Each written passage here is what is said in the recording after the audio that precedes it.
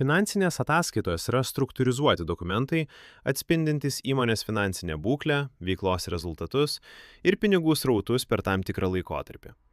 Jos yra pagrindinis informacijos šaltinis vadovybei, investuotojams, kreditoriams ir kitoms suinteresuotoms šalims.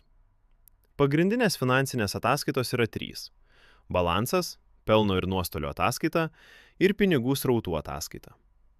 Balansas parodo įmonės turtą, įsipareigojimus ir nuosavą kapitalą konkrečiu momentu, atskleisdamas įmonės finansinę struktūrą. Pelno ir nuostolio ataskaita apibendrina pajamas ir sąnaudas, parodydama, ar įmonė dirba pelningai.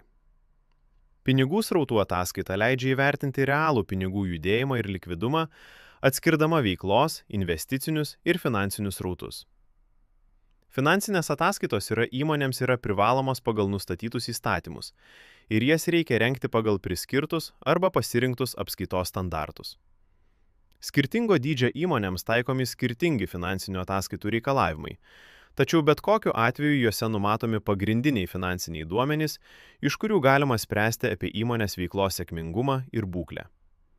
Analizuojant šios duomenis, nesunku nustatyti augimo tendencijas, įvertinti rizikas ir identifikuoti efektyvumo spragas.